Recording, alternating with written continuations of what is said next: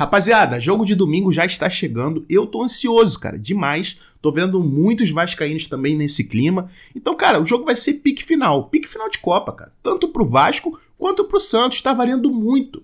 O Santos quer sair da zona de rebaixamento. O Vasco quer se distanciar ainda mais dessa zona tão chata que o torcedor vascaíno, infelizmente, conhece tão bem, né? Mas vamos lá, cara. Como eu sempre faço, eu tento trazer pra vocês um pouquinho sobre o time adversário. E não vai ser diferente com o Santos.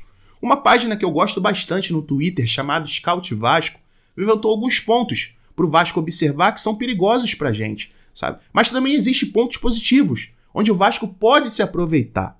Então vamos lá falar sobre esses pontos pro jogo de domingo? Vambora. Então, o time do Santos já está aí na tela para vocês.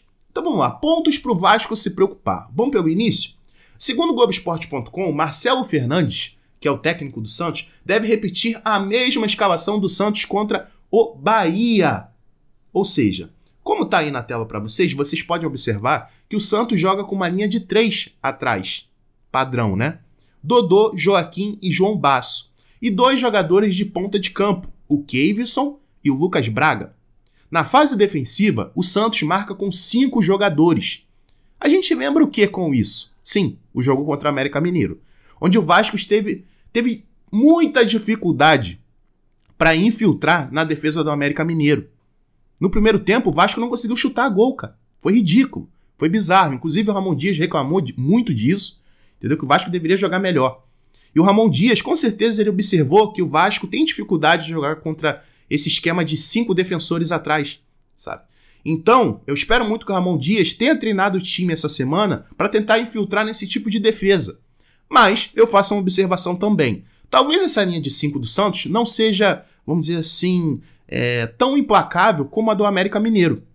Por quê? O Keivson, que joga no lado esquerdo da beira do campo, ele é um jogador que ele tem origem de lateral. Ou seja, talvez ele tenha mais facilidade para jogar nesse estilo de jogo, para defender, para marcar.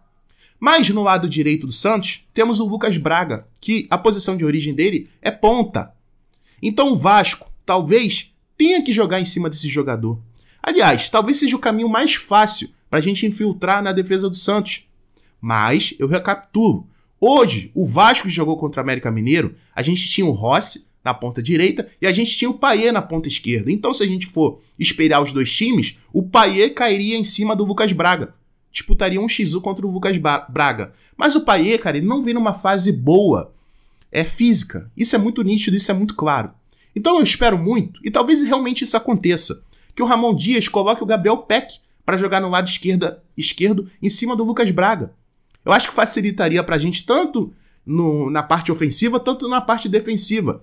A gente sabe que o Gabriel Peck é um jogador muito polivalente. Ele é um jogador que vai e volta. Então o Lucas Braga, com essa sede de posição raiz, que ele é ponta originalmente, sabe? Talvez ele ataque mais o Vasco. Então com o Gabriel Peck ali no lado esquerdo, talvez a gente tenha um pouco mais de tranquilidade, tanto para defender quanto para atacar. Então são essas observações que eu faço. Sim, eles vão defender com linha de 5, mas eu acho que vai ser diferente do que foi contra o América Mineiro, pela característica principalmente do lado direito do Santos, do Lucas Braga.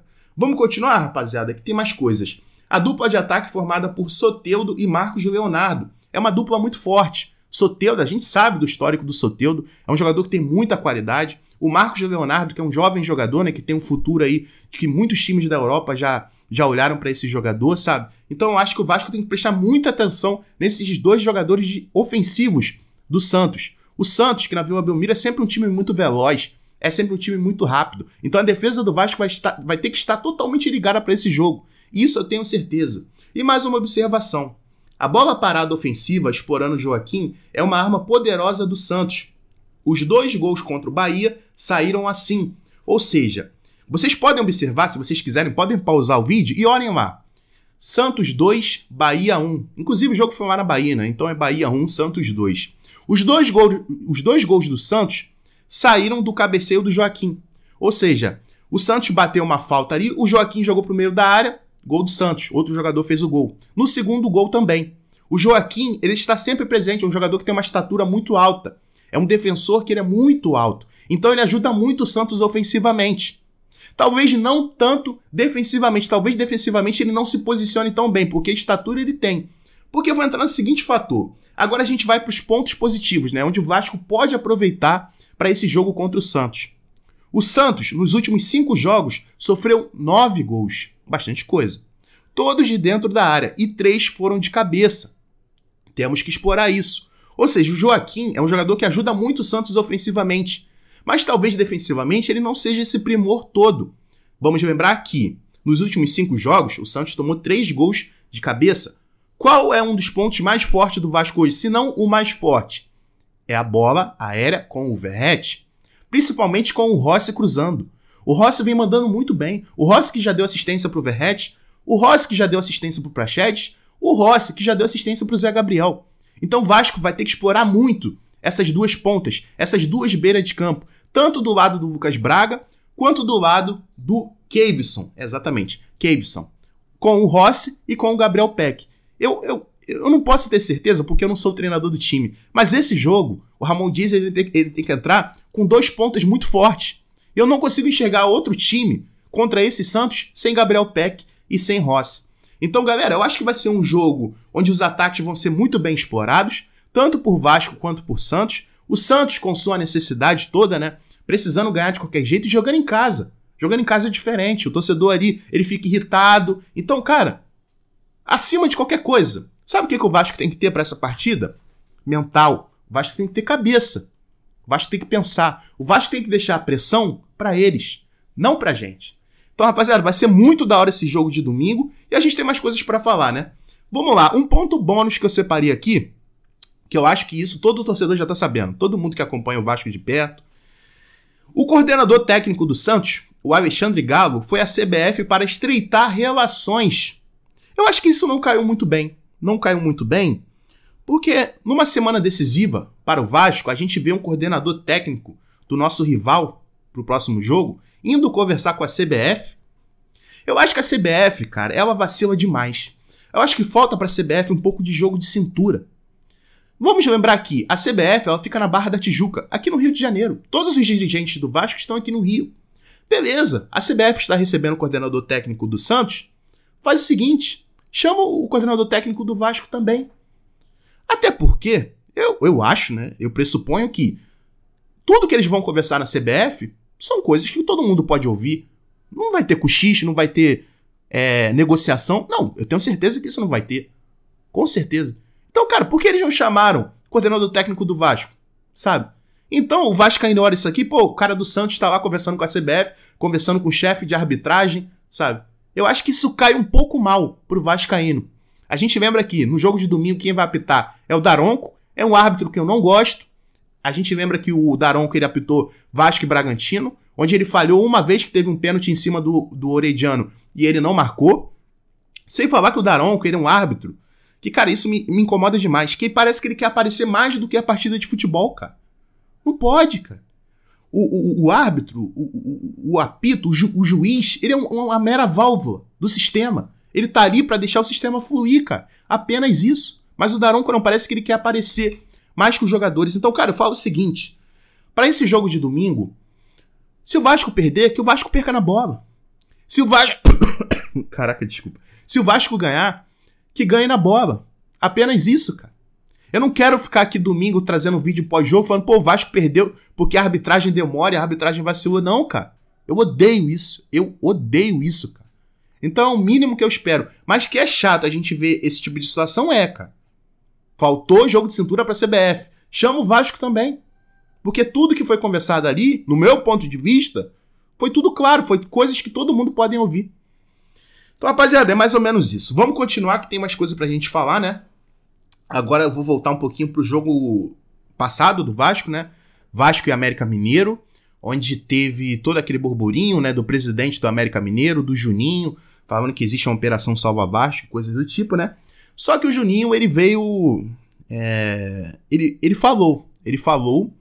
E é o seguinte, Juninho do América Mineiro se desculpou após sugerir a arbitragem estar favorecendo o Vasco. Vamos lá ler um pouquinho do que ele falou? Que a gente vive no futebol numa perda de credibilidade, até pelos escândalos com manipulação de resultados.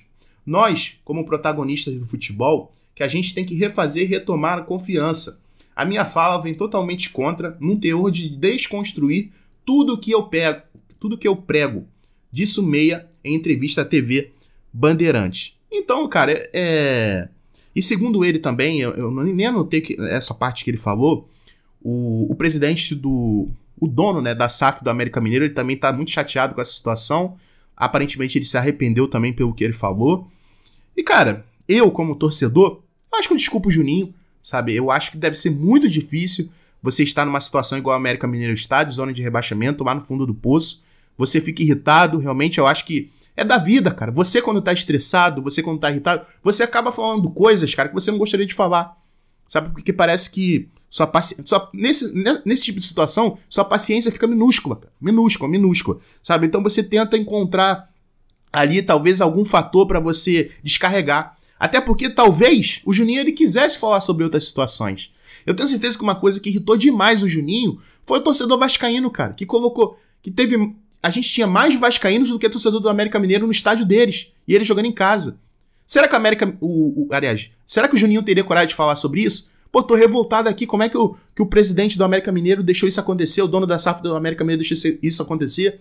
Colocaram mais vascaínos do que torcedor do América, será que ele iria ter coragem de falar isso? Não, com certeza não. Então ele procurou alguma coisa ali para ele descarregar o ódio, a raiva dele, pela situação em que o clube dele vem vivendo. Lembrando que o Juninho é um ídolo, cara, pro torcedor do América Mineiro. Então eu, como vascaíno, Fábio, eu desculpo, cara, essa situação, porque todo mundo já falhou, todo mundo errou, mas que ficou muito claro, todo mundo foi contra essas falas, todo mundo. Comentarista de arbitragem, comentarista de futebol, todo mundo, cara, todo mundo, as maiores páginas de futebol na internet. Então eu acho que eles vacilaram demais, mas o ser humano, cara, ele tá aí pra se desculpar e ele não fez nada de grave, sabe? A situação foi chata, torcedor vascaíno ficou irritado, eu fiquei muito irritado, mas já passou.